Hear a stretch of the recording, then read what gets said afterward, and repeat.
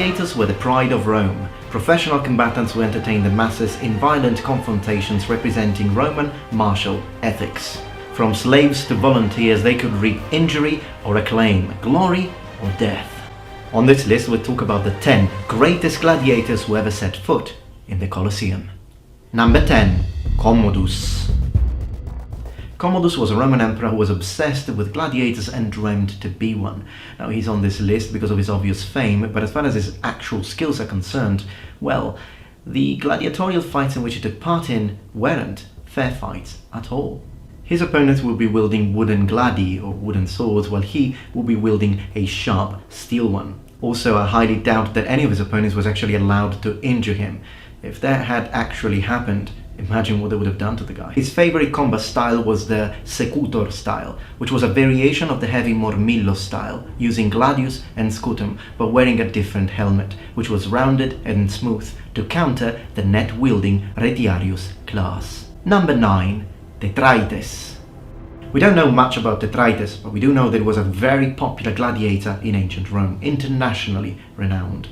We don't have any details of any of his fights except for one against Prudes, who was most likely a highly skilled veteran. Such a fight would have been an event of sorts. Thetraites will manage to overcome his opponent and win. Both names are depicted in glass vessels found in France, Hungary and England, describing his victory over Prudes.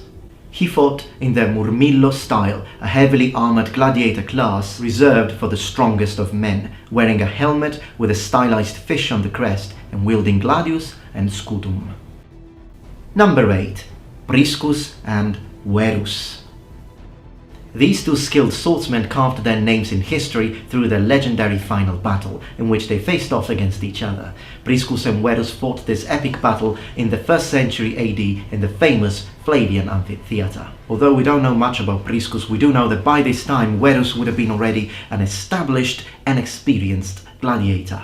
What set aside this duel in the eyes of the spectators was the fact that these two combatants were so equal in skill that neither could prevail in combat. Both gladiators were declared victors of the combat and were awarded the wooden rudis, obtaining freedom from Emperor Titus. Number 7. Karpophorus.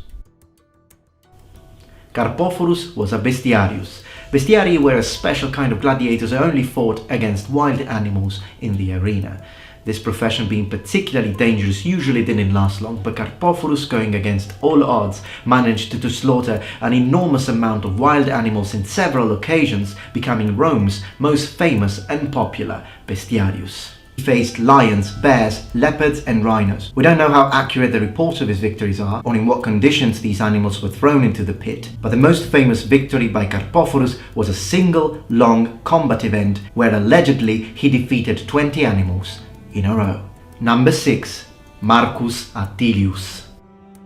Another heavy gladiator, Attilius was not a slave, but a free-born Roman who volunteered for gladiatorial combat. The reasons for this choice are uncertain, although it is possible, and it was usually the case, that he would have done that to pay his otherwise overwhelming debts. He started gaining fame after defeating Emperor Nero's champion Hilarius, and what made that event remarkable was the fact that at that time he was still a very inexperienced gladiator. His opponent, on the other hand, was already a veteran with a very impressive victory count, so his natural skills with combat carved him a name in the graffiti found outside one of the gates at Pompeii.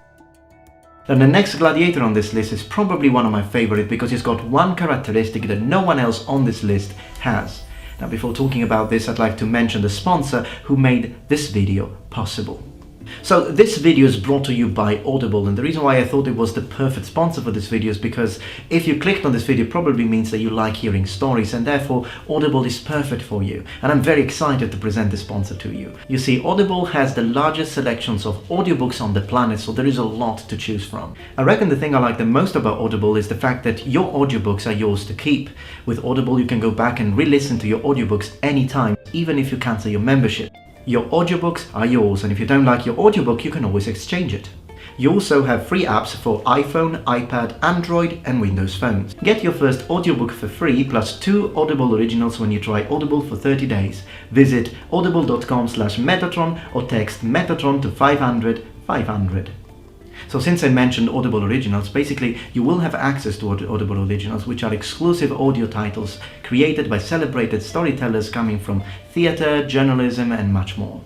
Now, I've personally been listening to both fantasy audiobooks but also historical audiobooks, and in terms of fantasy ones I've been listening to Dune, which I suppose you must have heard of, but it's a fantastic sci-fi novel and I strongly suggest you to check it out if you are into sci-fi, compelling and intricate, interesting political stories. But I've also been listening to, of course, Julius Caesar, the Bello Gallico. Lately, you don't know this, but I've been working on a side project where I'm trying to recreate a lamella suit of armor based on Chinese examples. Right now I'm working on studying the lacing methods, and believe me, the company that audiobooks can keep while you do these kind of things, it's perfect, unquestionable. Audible is issuing a challenge to current and new members. Finish 3 audiobooks by March 3rd and get a $20 Amazon credit. It's that simple. There's nothing to enter. Audible will keep track of your progress for you.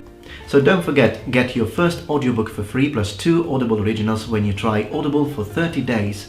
Visit audible.com/Metatron or text Metatron to 500 500. Number 5.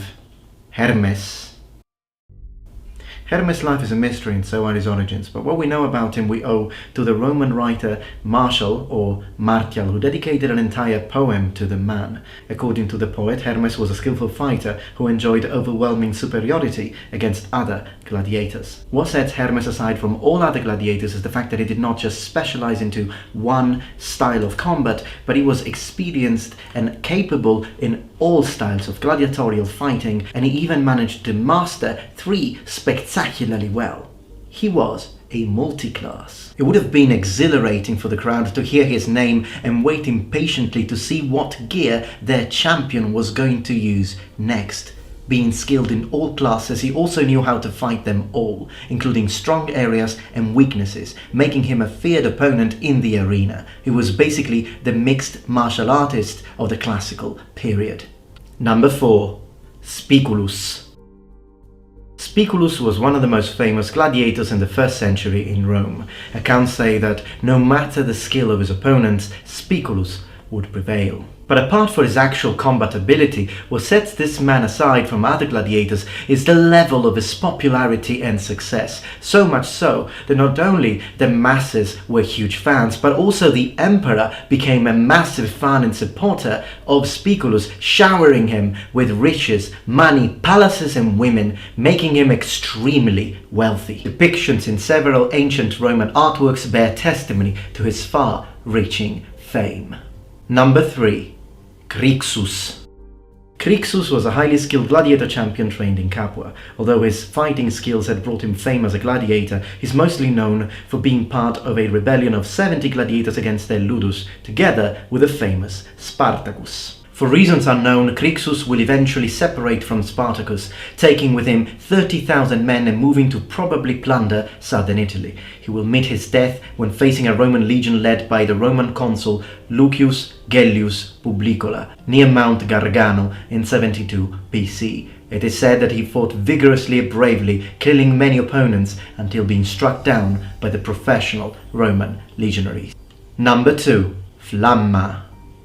Former Syrian soldier battle named Flama was a ferocious fighter whose arena record alone inspired fear on his opponents, his name meaning flame in Latin. Flama fought for 13 years, attracting huge numbers of spectators and commanding unparalleled dominion in the arena, stepping 34 times on the sands of combat. He was awarded the wooden sword, the rudis, 4 times. Accepting the rudis would have meant freedom, and yet he refused every time, wishing to continue to fight in the arena. He will die at age 30, a brief life that however carved his name into legend.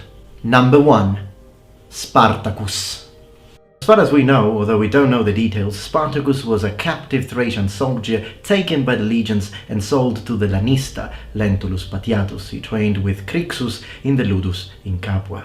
He was a strong, skilled and successful fighter who won many battles in the arena, but of course what turned him into a legend was the revolt he led together with Crixus against his master Patiatus, which eventually will turn into a full-blown war against the Republic. He earns ranks number 1 on this list because not only he excelled as a gladiator in the arena, but he also excelled as a general, fighting and defeating several Roman forces on the battlefield, becoming a total nightmare for the Romans to deal with. The Roman Senate eventually will charge Marcus Licinius Crassus, the wealthiest man in Rome, with ending the rebellion. Crassus was put in charge of 8 legions, which he led against Spartacus.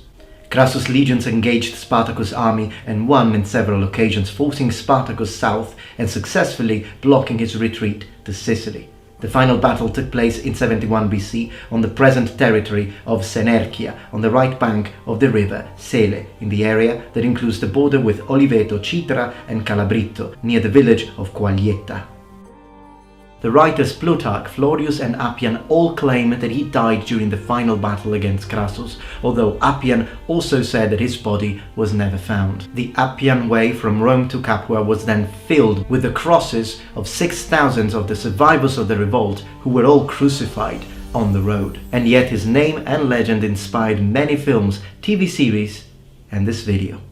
Alright, number 1, so thank you so much for watching. I hope that you enjoyed this video. If you did, please remember thumbs up, and if you're not yet members of this community, become a noble one. Subscribe to my channel for more content from the Metatron. Don't forget to check the description below to Audible to claim your free audiobook. And remember, the Metatron has spread his wings. Goodbye.